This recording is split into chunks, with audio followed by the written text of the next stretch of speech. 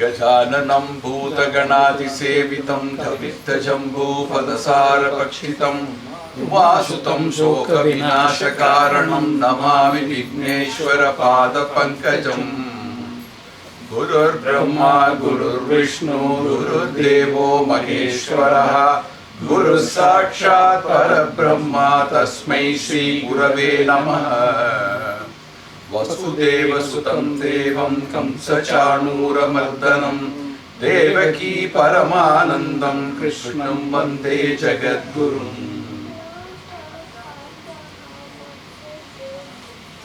Welcome to Somayajulu. I was here. Please, Mr. Chandramouli. Sai, you will give you, as usual, a quick review of last lesson so that you have the linkage. And today is lesson 14. We are right now in Karma Yoga, which is the third chapter, also known as the Yoga of Action. So last time we started with Arjuna asking a question, the very first one, in which, yeah, you sit near.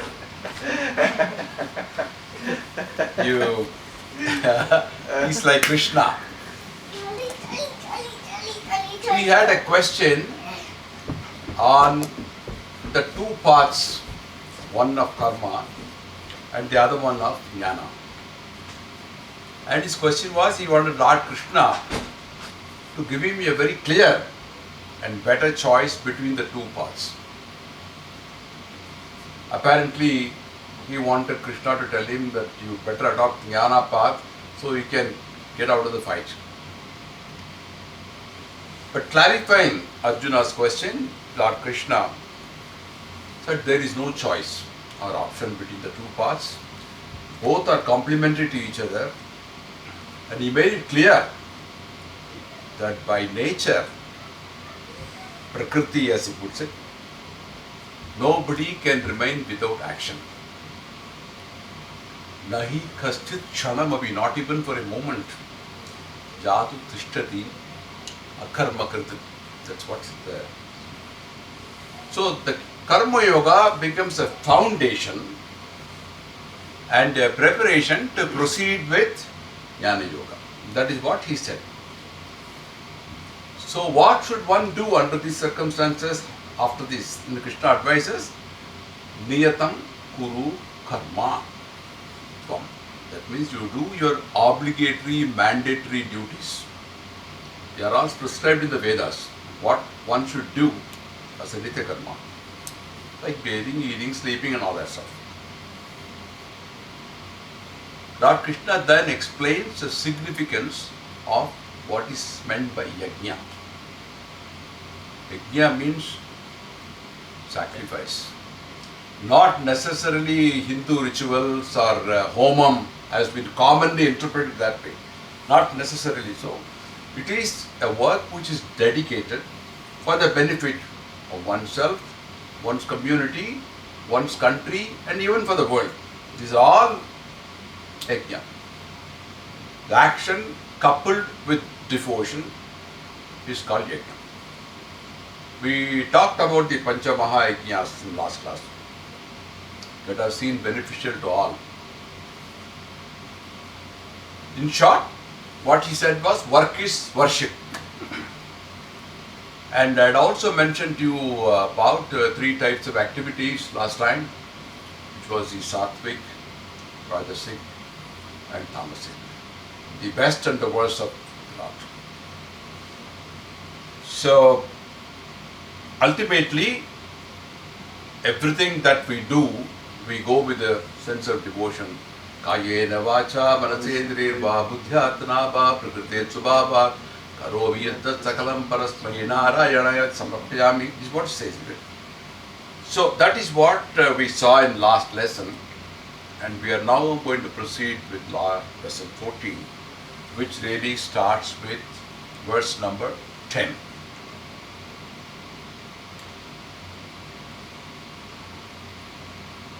As usual, I am going to give you a very quick overview of this lesson. It's going to be the different forms of karma yoga.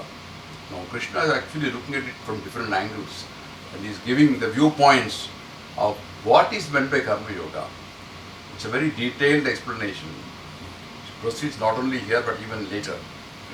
And he is explaining in detail the significance of yajna and how one should respect nature. He talks so much about the environment.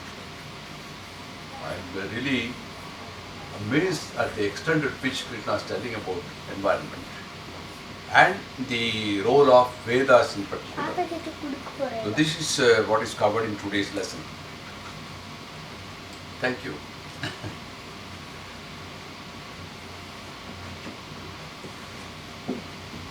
So let's recite this together. Sahayajna praja srishtva Sahayajna praja srishtva Purovacha prajapatihi Purovacha prajapatihi Anena prasavishyatvam Anena prasavishyatvam Yesha votishtat kamaduk Yeshavo dukkamaduk Yeshavo Vishtak Kamaduk. Now, what is the significance of yajna in this word? That is what is covering in this. According to our Puranas, there are 14 words, 14 lokas. 6 above us, Bhulogam is one of them, and 7 below us. The topmost is Satyalokam, where Brahma resides. If you see Vamana Avataram, the foot goes up to Satyalokam of Vamana. So then you have Tapolokam, then you have Janalokam, then Madharlokam, Suvarlokam, and Dovarlokam. These 6 are above. Then below, we have those 7 words. Atala, Vitala, Sutala, Talatala, Mahatala, Rasatala, Patala. You know, in Avadiyavatam we say this in the... these are all inhabited by asuras of various types, various cadres. And the top ones are occupied by different people again, starting with the Brahma himself, and then Devatas, then Pitrus, Rishis, Indra, and then Devas, planets and stars. That is how the whole structure is. Now, anything that you see is created by somebody. If you say this house, obviously it is built by someone. If you say a car, somebody has built it. There is a creator for everything in this world. So if you look at this universe, we are having so many planets and so many lokams. There must be a creator, somebody. We don't know his name, but there is a creator.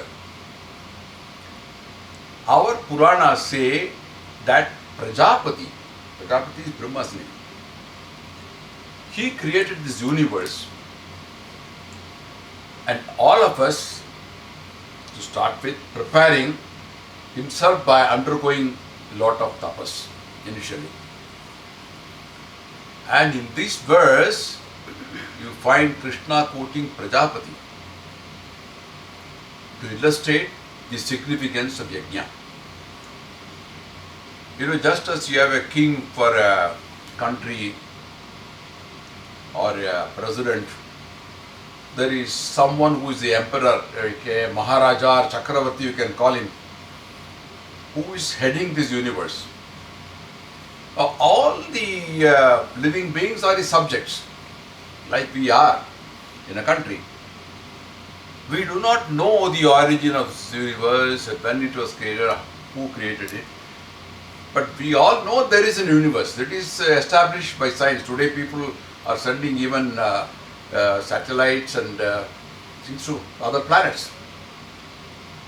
They are in fact discovering more planets and stars. In recent times, Pluto and all that, and are attempting to reach some of them. So, when you have a king and subjects, there has to be a law, a constitution. Just as you need a constitution for a country, you need a constitution for the universe. Now, what is this constitution? Who has made them? Now, for every religion, there is a holy book. Take Islam, they say Quran. So, for Sardarjis, you have Guru Granth. And if you talk about Jews, what is called? Thoka or something. Tanaka, isn't it? So, Jews. And Parsis and Avesta. So, they are all the holy books for them in which it's like a constitution for them how they should be living. What is a holy book for Hindus? Vedas. Vedas, right. Vedas. Now, this is the law which is in conformity with nature, as you see. He's going to talk about it later. Just as you have the sun rising from the east every day without fail, it's a law of nature. You have water which has a definite composition, H2O. You have a content of nitrogen and oxygen in a certain proportion in the atmosphere, the air we breathe. These are all laws, natural laws. Therefore, if you follow the yajnas as advised in the Vedas, you propitiate the devatas or the deities of nature. Now, each of these has got a deity. The 5 elements, each one of them is after a deity. Varuna, Agni, Prithvi, Vayu, these are all deities. So, what Krishna is doing here is he is illustrating the spirit of yajna, what is sacrifice, by showing the 5 elements how they are. The 5 elements, they are sacrificing themselves to provide benefits to the entire universe. The sun is giving us the heat. The air, Vayu Bhagavan is giving us the air to breathe in. Varuna is giving us water to drink. So it is actually a law of nature. And each one of these elements is really sacrificing. And it is called the law of sacrifice. Jivo, Jivam, Jivascha Jivati. The life exists and is sustained by another life. You will find this law applying everywhere. In all cadres of life. Life is sustained by other lives. So the Prajapati, in this case, I will give you the meaning of these words. Saha Yajnaha is together with sacrifices. Prajaha is referring to mankind, all subjects. Srishtva, having created, Srishti. Puro Vacha, Puro means in the beginning, right at the beginning. Vacha, Vacha means said. Who said? Prajapati, Brahma. Anena, by this, Prasavishya Mesha, you shall prepare your astu, let this be, Ishtakama Dukha, Ishtakama Dukha. It is not, Dukha means doesn't mean sorrow. This is Kama Dukha is referring to the Kamadenu. You know what is Kamadenu? The cow that will give anything what you want, desire. It's actually a very poetic verse, which means the Creator created this world with the spirit of sacrifice, because He Himself did a lot of tapas in order to give you all this, which is the sacrifice He is referring to. And the created the capacity in the people for sacrifice to enjoy those pleasures which could be given like Kamadenu. If you observe the laws of nature and propitiate the 5 elements which are part of the nature, you will get things in abundance like what Kamadenu gives.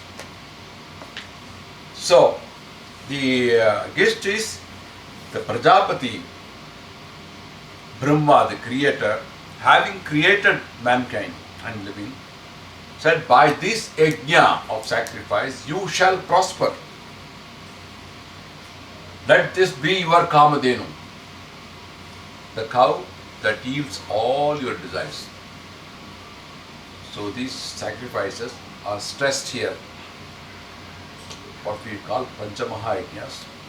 There are also 5 daily yajnas which are prescribed. Manusmriti gives you this. The first one is what is called Brahma Yajna. The Brahma Yajna is something which you offer to the Devas, which is actually part of our daily duties, which we don't do very much. But even teaching is called Brahma Yajna. The people who are sharing the knowledge with others, it is a part of teaching. But daily rituals also, like Upanayam, after that you Sandhyavanam, Brahma Vidya, Brahma Yajna is also done. The second one is called Deva Yajna, which is Homam, which you do. Which also we can't do on a daily basis, but people were doing Avapasanam every day, which is Deva Yajna. The third one is Pitru Yajna, propitiating our forefathers and ancestors, which is primarily done with water and sesame seeds.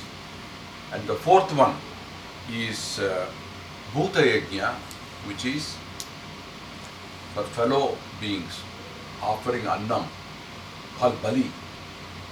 Annam is called Bali. It is also given to other living beings. It's called Bhuti Yajna. It's a sacrifice. And lastly is Manusha Yajna. Manusha Yajna is referring to hospitality. Like you have a guest coming into home and you offer them a cup of coffee or you make them comfortable.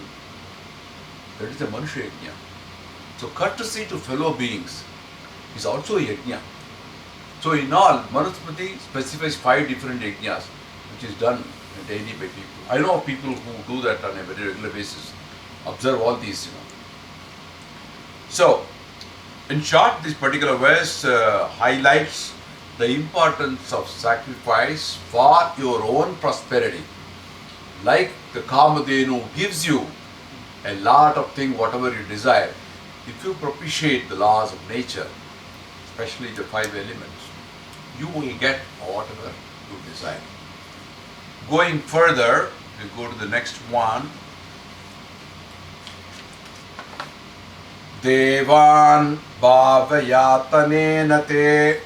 Devan bhavayatanena te. Deva bhavayantu vaha. Deva bhavayantu vaha. Parasparam bhavayantaha. Parasparam bhavayantaha. Shreya param avapchasa. Shreyam param avapsyasa. This is today a world of dependency. Nobody can say that I am totally independent. Whether you take an individual or you take a community or you take a country, interdependent. You have imports and exports, and you have within the family also, there is a certain level of dependency. Somebody has to cook, somebody has to earn money, somebody has to take care of the children, and so on. So, we depend as a whole on nature. So, when the Lord created all living beings, Pura as he puts it, long before, including the human beings, at the time of Srishti, and thereafter provided the Vedas to human beings. who were endowed with the gift of intelligence. He didn't give Vedas to the animals and plant kingdom, even though they have life. He gave it to the human beings. He expected them to make use of it. In a way, it is prescribed. If you take the animal kingdom, they live in harmony with each other. You don't find they cause damage to the environment. Human beings do. Each class of animals live in harmony. They may fight with the other class, but within their own class, they are generally in harmony. But within human beings, you find fighting going on. So we cut trees, we pollute almost everything. The air we breathe, the water we drink, the food we eat, everything gets polluted to some way or other. And adding substances that can cause cancer and other diseases. We also killed each other. Today I saw the news. They were showing, today is 70 years after the US bombed Japan, Nagasaki, Hiroshima. 200,000 people died. Not because of the God's action, but because of the human action. Out of that population around, some people survived, several thousands survived, but they are having diseases, particularly caused by the radiation. And they are getting a lot of information on how to really treat it now. Massive amounts of records. So these are not prescribed in the Vedas or anywhere, but human beings have acted that. So Krishna continues here with the concept of yajna. In the context of nature, what it is. He says by following the yoga, yajna, you are propitiating the devatas, who are the presiding deities, like Indra, the lord of rain and thunder, Varuna, and by not abusing the natural forces, you don't violate nature. So the question of dependency is coming in here between us and nature. Nature depends on us. The natural deities depend on us, and we depend on them. This is the Devan Bhavyathanena Deva Bhavayantuha. Deva is referring to the deities, gods. Bhavyat is nourishing us. Without water, without air, where are we? They are nourishing us because all the crops grow on them. Without water and air, you can't get the crops. So, Anena here is referring to the this those Deva God, Bhavayantuha, may nourish us. Parasparam is mutually. Parasparam is a common word we all use. Mutually. That is the mutual dependency we have. Bhavayantaha, again nourishing. Shreyaha, good. Param is the highest. Avapyasta, shall attain. So the 5 elements are considered as the essentials for life. In addition, we have the other term called Vasu. There are 8 Vasus. 8 Vasus, 5 elements, plus 3 more. The sun is 1 Vasu. The heavens, another 1. And the moon and the star. Yeah. So 5 plus 3, 8 Vasu. That's why you call Vasudhaiva Kutumbakam. No, I don't know whether any of you watched Prime Minister Modi addressing the United Nations. The topic was on Indian philosophy. He talks about Vasudhaiva Kutumbakam.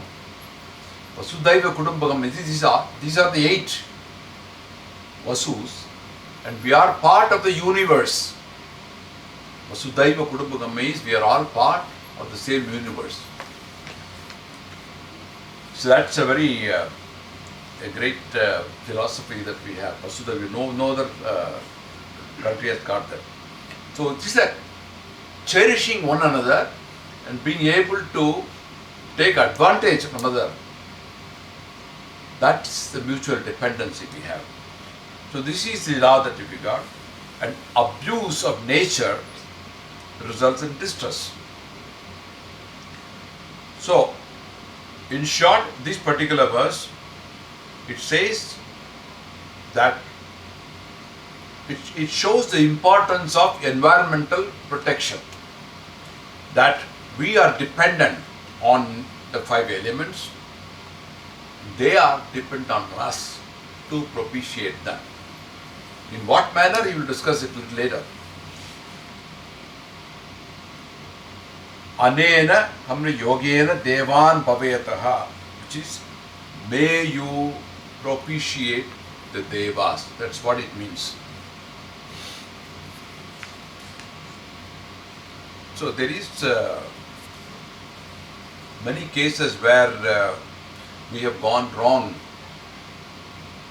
as human beings in search of science and discoveries, and many of them have resulted in distress to humanity.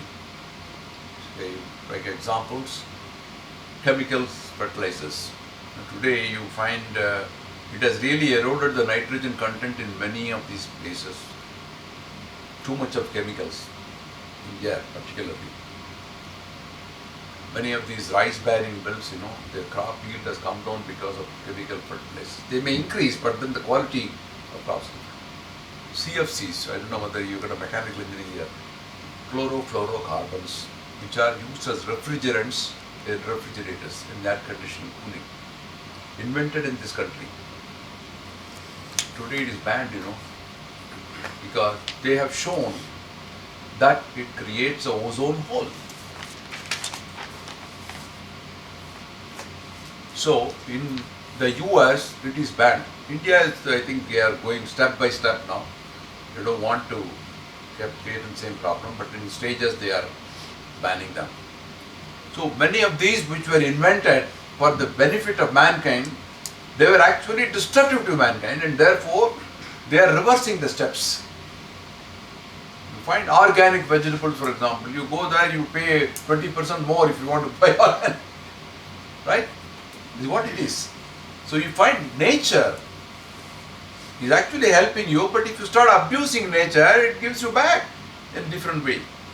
So here, Krishna is really stressing the importance of nature and how we should be in harmony with it, not really abusing it. Okay, let's go further to the next one.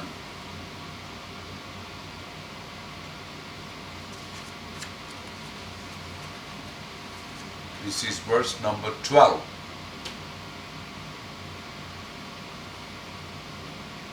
Ishtan bohan hivo deva. Ishtan bogan hivo deva. Dasyante yajna bhavitaha. Dasyante yajna bhavitaha. Tair dattan apradayubhyo. Tair datyan apratayubhyo. Yo bhunkte stena yeva saha. Yo bhunkte stena yeva saha. In this verse, Krishna is explaining what are the benefits of doing yajnas. Why should he really do it? Making sacrifices. Is it essential? What do you get out of it? When somebody does a favor to you, what do you do? Thank the person. Correct. The least you can say is thank you. It doesn't cost any money. If you don't even do that, at least smile. Right. As a mark of gratitude that somebody has helped me. Therefore, say thank you. If you can't do that also, just smile in acknowledgement of what is done. And that is what you should do to the Lord for giving you all this. He has provided you the five elements, He has provided you with so many things. But how many people really acknowledge that? That we are happy? We take it for granted. Oh, it's all there. But think for a moment, who has given you this? It is not something which is he is obliged to give you, but it is something out of kindness.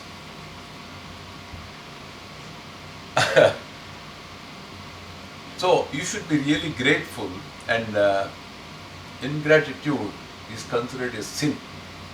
Yes.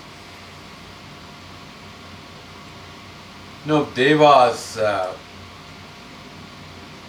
nourished by yajnas. Only then they provide you the desired pleasures. He who enjoys the divine gift without ever thanking them for it is called a thief here. He is called a thief by Krishna. And one thing you might find in this country that people say this thank you abundantly wherever you go, thank yous are used very often. We do the naivedyam every day towards the Lord before we eat. It's a form of saying thanks. Naivedyam means, you know what is the meaning of naivedyam? Naivedyam means announcement. You are only telling the Lord, here it is the food. Not even asking him to take part. He is not going to eat it anyway. You keep this before the Lord, it is going to remain as it is. You are saying, I am announcing there are fruits which I am going to partake with your blessings. So thank you for giving me this. Even that you don't say. You are only announcing. Christians also say prayers before eating, no? So pradapyebhyo, apradaya ebhyaha. It's actually apradaya ebhyaha. Apradaya means without reciprocation. Ebhyaha really refers to devebhyaha, to the devas. Yo bhunkte sthena evasaha. Yo means who. Bhunkte is enjoyment. Enjoys. Stenaha. Stenaha comes from the word steyam. Steyam means stealing. Stenaha means thief. So here stenaha, what he's referring to is thief. So the Karma Yoga is like something like two things. Long ago, when I went to Japan for the first time, I bought a device called 2-in-1. Have you seen it? It can play the radio, it can also record. It's got a cassette recorder. They used to call it as 2-in-1. You got the radio and you also have a tape recorder in it. Whenever you want, you can record it. So Karma Yoga is something like that where you can provide you with material pleasures like you listen to the radio, and also the path to moksha, which is the second feature it has got. But it is essential. It's like a 2-in-1. And all the Shastras say is, it doesn't say don't enjoy. Vedas never ever said that you don't pursue pleasures. Dharmartha kama moksham. You pursue your pleasures, but by ethical means, legitimate means, and fair means. Not be greedy, not be unfair, not be illegitimate. So that is what the Shastras are bringing. This is what is being stressed here also. That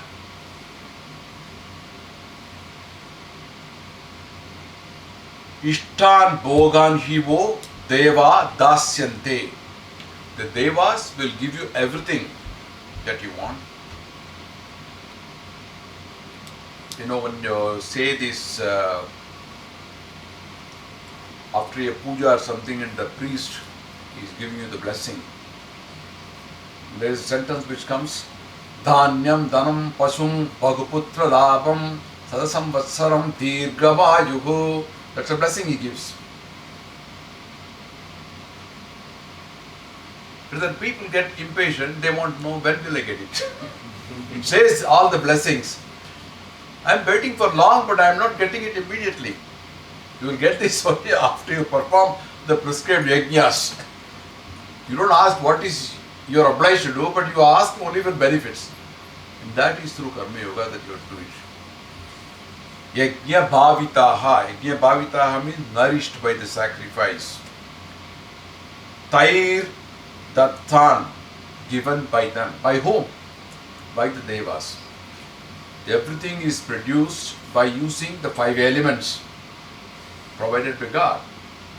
And as I said earlier, you take anything, for example, all the metals or all the things in that have been produced through the 5 elements. You take a car, the metal, where did the metal come from?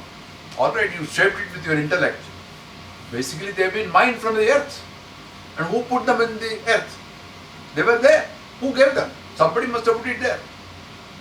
To take any material, you can see it is produced from one of the 5 elements. So, at least they have been used. To say electricity, you have got hydroelectric plants using water, or you have power plants using coal. Where do you get the water? Where do you get the coal? See, go back, you will find it is because there is an element coming in. So therefore, the gist of this is the devas get cherished by the yajnas. Cherished by the yajnas, the devas shall bestow on you all the pleasures that you desire, like the Kamadeva. One who enjoys what is given to them without gratitude, without the sense of thanks, is a thief. Stenaha. He is a thief. Because he is stealing everything and not really acknowledging it. When you go and buy something, it is different. You pay for it. And the shopkeeper says, thank you. You give me some business. But when you steal it, will you keep quiet? So you are virtually stealing it. So, here the benefits of offering the yajnas are that you get back benefits in much larger measure. It makes your life comfortable. Of course, there are many questions which come in. Where is the proof for this? People will ask all this, There are proofs. But we'll explain them as we go along. So let's move on to the next one, the verse 13. Yajnasishtashinaha santo Yajnasishtashina samanto Muchyante sarvakilbishaihi Muchyante sarvakilbishaihi Bunchate tvam papatye Bunchate tvam papa Bunchate tvagam papaye Bunchate tvagam papaye Pachantyatma karanat Pachantyatma karanat. What benefits or what befits a noble life? Somebody who is a jnani or who has been following karma yoga.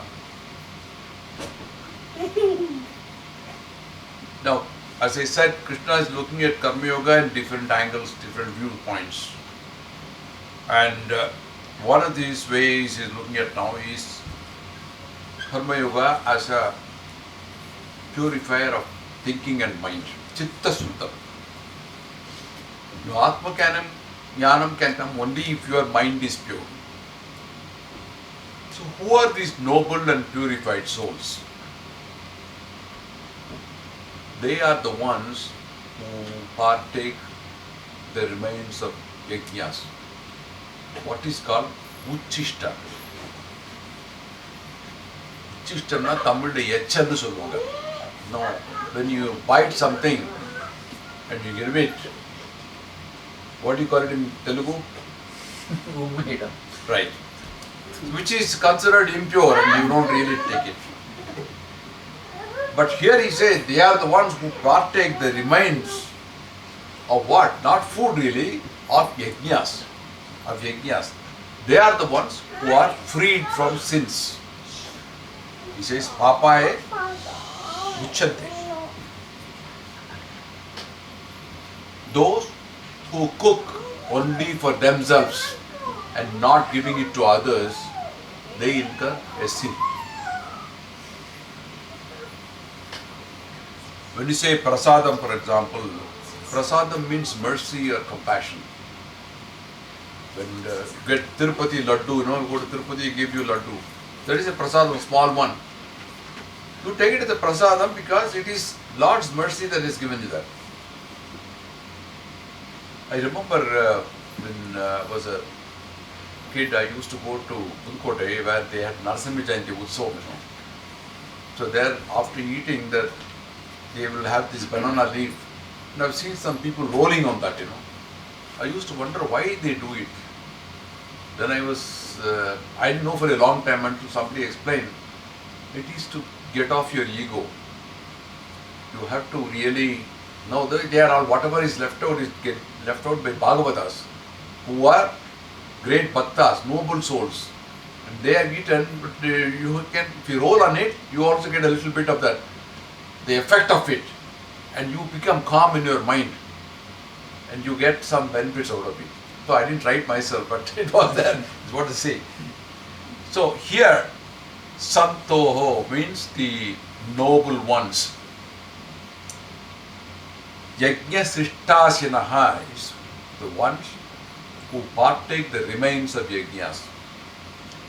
Muchyante is freed from. Sarva kilpishaihi, from all sins, freed from all sins. Te is referring to they. Punchate is eating. Tva agam. Agam means sin. Papa means referring to the sinners, the papis. Tu agam means they incur the sin. Who? Pachantat atmakaranat. Those who cook only for themselves. Cook here doesn't mean really cooking in the kitchen. Really refers to all actions.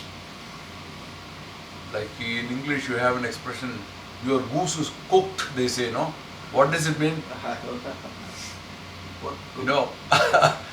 Sometimes when you incur the wrath of the boss in the factory or wherever you work, and he is going to fire you, they will come and tell you your goose is cooked.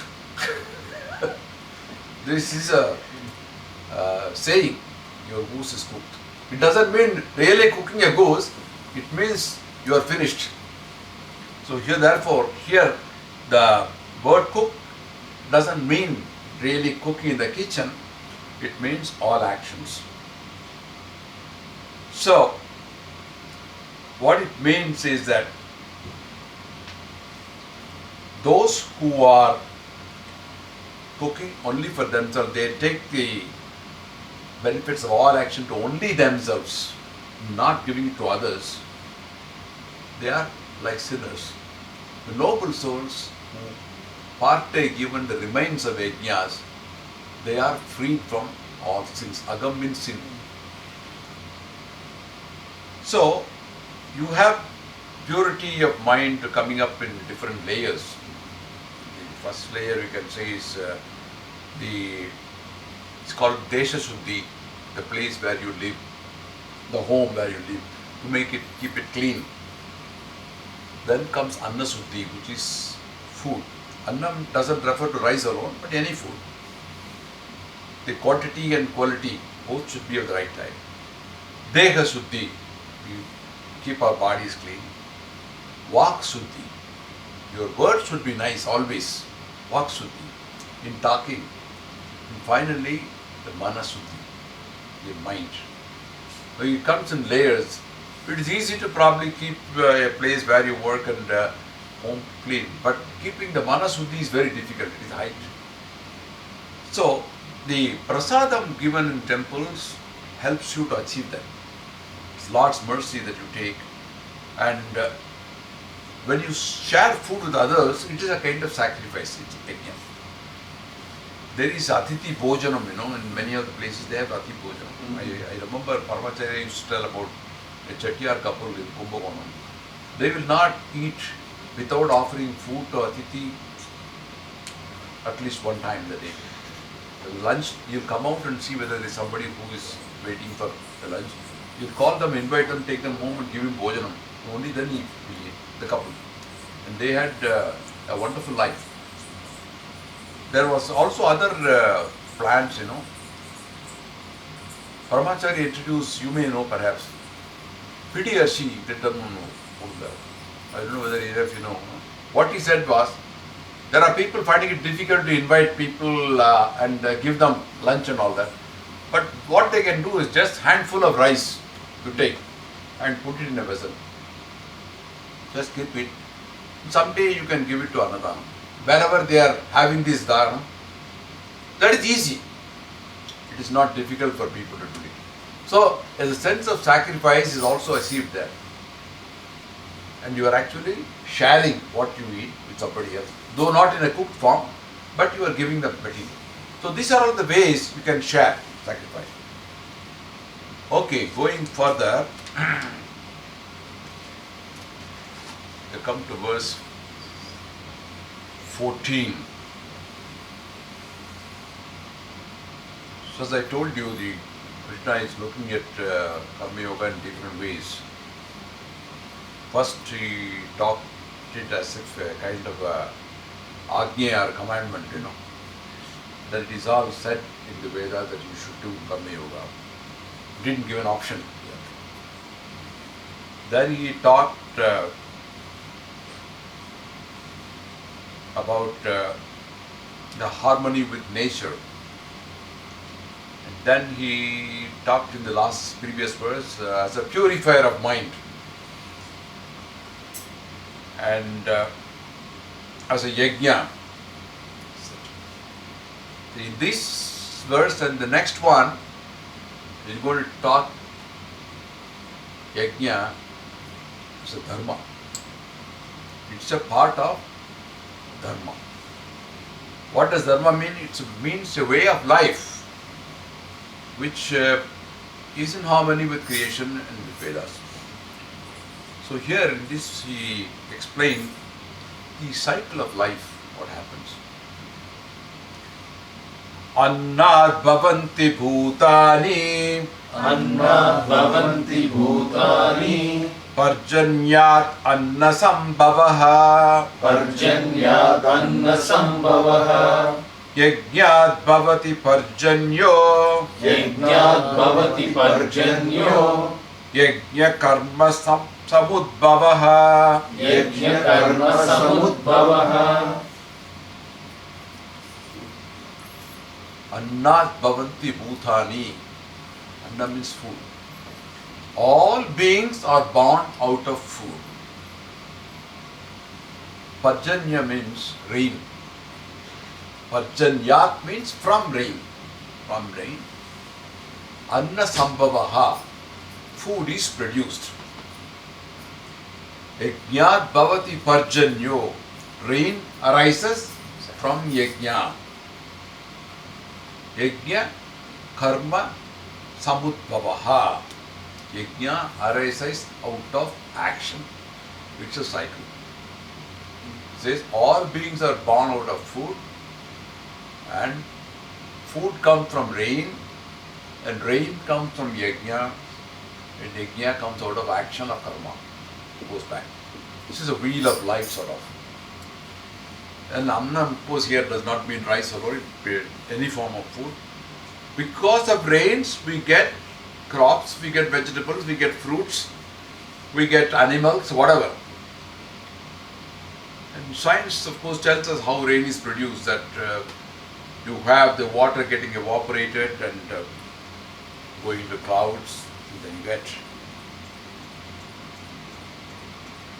If nature is in harmony with humans, you get rain. But if nature gets disturbed or abused, rain gets impacted. And this has been seen scientifically also. See, you may not believe in God, you may not believe in Bhagavad Gita, but you can see evidences of very strong evidences, I would say, of disharmony with nature. When scientists collect massive amounts of data over decades to show that the earth the threat to the earth is caused by human action, by greenhouse gases, by pollution. Just show it and prove it. Then I think one should really face reality. It is not a cock and bull story as you call it. It's not that somebody says Bhagavan Krishna said or Vedas said, but you can see massive evidence. When you find that the quality of chemicals is deteriorating and they are affecting food, they are affecting many other things, health, and there are strong evidence to that, then one has to take notice of it. So yajna is prized in Vedas and many Shastras, and it says we get purified air and we get rains due to two factors. One is creation of God Himself, and two is humans' creation. Like the God's creation is sunlight, God's creation is also ocean, and it causes evaporation, it causes rain, the regular cycle, as we all know, we studied in science. The second method, humans do also create rain. They perform what you call cloud seeding maybe. They go up and then inject something with chemicals, seed something, and make that cloud rain. In other words, they create certain vapors in the cloud, and rain-bearing clouds are formed, and so this has also been shown in some places. I was told long ago in California there was one man, maybe 60, 70 years back, no more, who has some device, nobody knows, he wouldn't tell what it is, but he would say, I will produce rain. And he did produce rain. And everybody was baffled, but he wouldn't reveal what it is, the secret behind it. But today we see evidences that similar to cloud seeding, who have certain materials and herbs which are used in the yajnas. After all, yajnas means what? You are burning something, and then the vapors do rise up. And the smoke is produced releasing certain chemicals in the air. And these vapors, when they mix with the air, they can cause rain. We don't know, but they can. They have the capability. So because of this we get good rains. So in this particular verse, Krishna is explaining that all beings are born out of food. Annad bhavanti bhutani. Food is born out of rain. Parjanyat annasambhavaha. Rain comes out of yajna. And yajna is born out of karma, because you are the ones who do the yajna.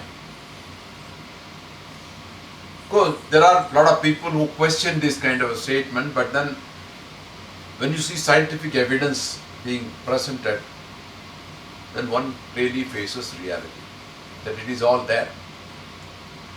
And personally, I have seen some places where the yajnas are conducted and rains have come.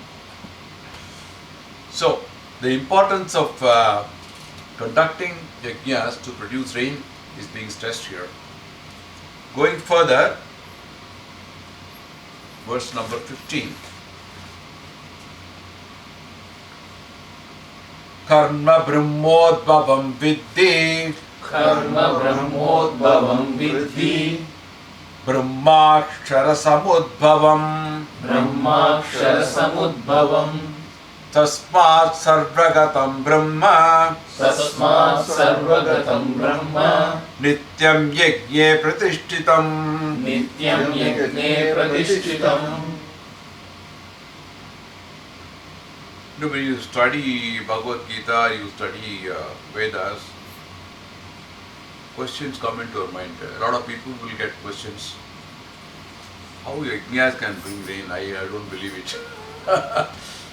Is there a scientific proof, or there is a proof that punya karyam which you do really gets you benefits? There is a question also which Ravi asked the other day. I see so much of unhappiness and distress in some people, even though they are very sattvic, nice people, and vice versa. lot of enjoyment caused by people who are not very holy or wicked and evil people. They get all the enjoyment and they have massive amount of fortune and they build mansions and hill resorts and so on. Now, one thing we should remember is our intellect is very limited. We think that we know everything, but we don't know it. Now, the story goes that Bharadwaja Rishi was a great Rishi, and he had lived 3 different yugams, 3 ayus. And he was really practicing Vedas, learning Vedas. After he completed 3 of those cycles, 3 ayus, Parameshwara appeared before him and said, "What do you want?" He said, "I want 1 more ayus." He said, "For what purpose you want it?" "So I haven't finished reading Vedas, yet. So I want to finish it. At least 1 more ayus, I think I can finish." And Parameshwara smiles at him and says, he takes a little sand and puts it. And he says, "What you have learned on the Vedas is only this much." And you see that mountain, that is the size of Vedas. So what he meant was, it is so huge that you can't learn it within even 3 ayus. There is so much. So your human intellect is so limited. I am told that even your brain power is used only for a small percentage. It's not really used.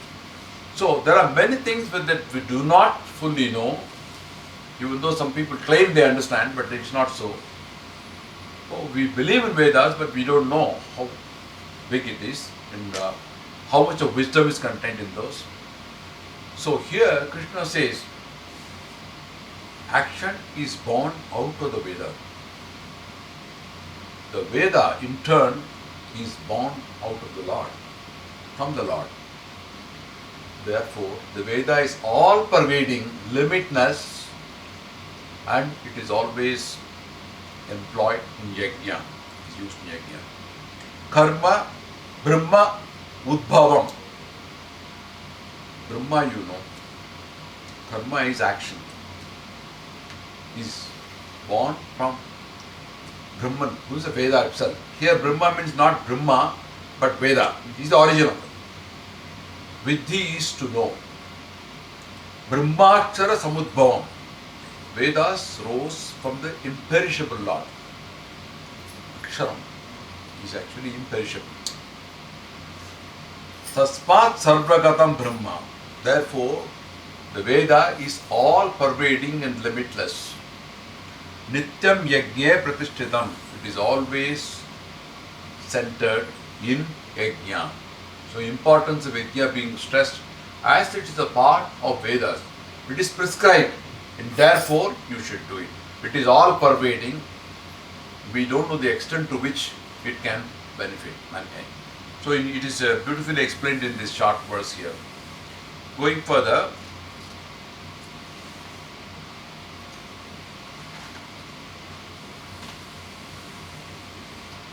evam pravartitam chakram nanu vartayetiha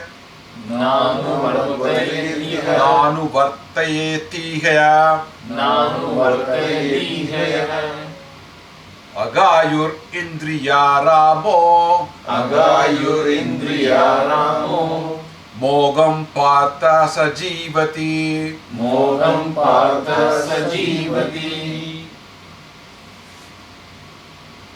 So here Krishna is telling, what supposing you don't engage yourself in the cycle of life. It's a cycle. You go to some villages, you see some problems. It is usually uncared for. You find a green dirty substance floating on it, algae, and there is filth on it. You don't feel like using that water because nobody is using that. Likewise, you have a knife and you don't use it, it becomes rusty. So what he means here is one should use the knowledge and engage in action to be a part of the wheel of life. So he calls Arjuna here, Arjuna in this world, One who does not follow the cycle, the cosmic cycle which is initiated by the Lord Himself, is a sinful and sensual person. He lives in vain. In other words, his life is a waste. He doesn't engage himself in action and goes along with the cycle of action. As we saw earlier, he's wasting his life. Actually, he's criticizing a person who takes more and gives less to the world. Like John F. Kennedy said, ask not what the country has done for you, ask what you have done to the country. That was his famous quotation. So here it is something like this, where you consume more and share less with people, you are compared to be a sinner. Ik bin ein Berliner. Right. Karma Yoga is stressing the importance of giving and not for really taking. Iha, in this world, Sayaha is he who na anuvartayate, does not follow chakram, is this cosmic cycle. Evam pravartitam, pravartitam, thus initiated by the Lord. Agayuhu, agam means sin, I said. Agayuhu is sinful. Indriya Ramaha, and a sensual person. Jivita Mogam, he lives in vain, he lives waste. You know, there was a time when you had the barter system, people used to exchange goods in villages. They had no money. I have seen this happen. They will give rice and in turn they will get vegetables and so on. They are quite happy. You know, the funny part is there are many animals which are useful during their life and also after death. You take an elephant, யானை வாழ்ந்தாலும் 1000 பொண்ணு, இறந்தாலும் 1000 பொண்ணு சொல்லுவாங்க. Tamil there is, it is worth 1000 coins, 1000 gold coins when it is alive, even after it is dead. Because during its lifetime it does a lot of things, trekking all these logs of wood and all that. After it dies also, the ivory is taken. In fact, people kill it to take the ivory. Even this hair, elephant hair is treasured, you know. There are many animals like tiger skin is used. Even rhino's horn is used. You know. So they are all useful for their skin, the teeth and so on. Puli nagam, they will wear it as an ornament in a necklace. The nails of the tiger. But when man dies, what is his use? There is nothing really. And there are of course people who are useless in their life also when they are living. But after they are gone, it is utterly useless. So what he is saying here is that, oh Arjuna, in this world, one who does not follow the cycle,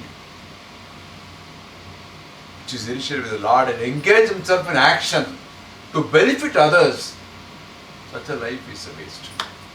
Which is beautifully put here. Well, let's move on to the next one. We have time. This is probably the last one. We can stop at this. Yasvat maratireva Yasva maratireva Syat atma Syat atma Triptascha manavaha Triptascha manavaha Atmanyevacha Atmanyevacha Santushtasasya Santushtastasya Karyam na vidyate. Karyam na vidyate. No, are there some exceptions to engaging action? In the previous sloka he said you should engage yourself in action to follow this cosmic cycle. But there is always an exception to the rule. Any rule you have exceptions. So here he is answering the question, are there any exceptions to the rule? Now, we must remember that Karma Yoga is not the ultimate. What is the next yoga? The Karma Yoga alone cannot give liberation. It cannot give you the self knowledge or the wisdom that you are really seeking ultimately. So it is not an end by itself. At the same time, Karma Yoga is very extremely important because that is the real action. And it is, I said before, it is a foundation, it is a preparation to go to Jnana Yoga. And Chitta Suddhi has been stressed there before, that you have to obtain that purity of mind in order to go to the Jnana Yoga. Therefore, everybody has to follow Karma Yoga initially. And for doing that, one has to work and be beneficial to society, contribute to the society. And one has to purify the mind, and having contributed sufficiently, then you can withdraw and follow. So what Krishna says here, let's suppose there is a man who loves himself or the Atman alone, who is happy with the self. When I say self, it means Atman.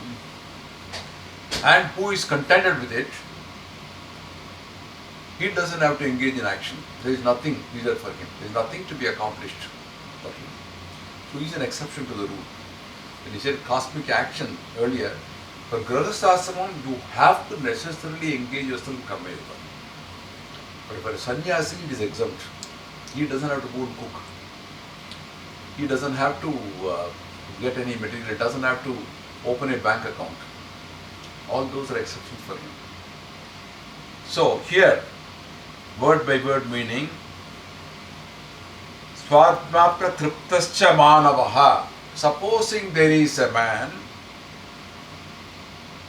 Atmarita eva, who loves self alone, Santushtacha, who is also happy, Atman eva, with the self alone, Atma triptascha, and who is contented with the self alone, very, very exclusive.